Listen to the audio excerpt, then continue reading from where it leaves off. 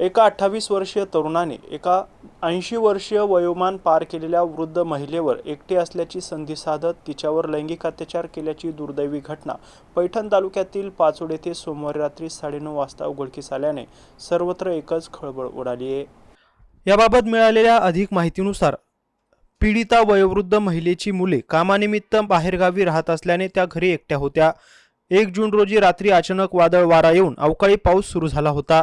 वीज गेल्याने सर्वत्र अंधार पसरला होता। ही संधी साधून आरोपीने मदतीच्या बहाण्याने वृद्ध महिलेच्या घरात घुसून त्यानंतर त्याने तिच्याशी झटापट करत लैंगिक अत्याचार केल्याचा आरोप फिर्यादीत करण्यात आलाय। रोहन साहेबराव आहिरे असं आरोपीचं नाव असून घटनेदरम्यान वृद्ध महिलेने आरडाओरड केल्यानंतर शेजारी मदतीला धावून गेल्यानंतर वृद्ध महिलेने घडलेला प्रकार सांगितला। तसेच आरोपी हा काही वेळापूर्वी दिसला होता, त्यामुळे आसपासच्या नागरिकांनी संशय व्यक्त केलाय आणि तातडीने आरोपीचे घर गाठून त्याला पकडून पोलीस ठाण्यात हजर केले। त्यानंतर संबंधित महिलेने नातेवाईकांच्या मदतीने पाचोड पोलीस ठाणे गाठून तक्रार केली आहे।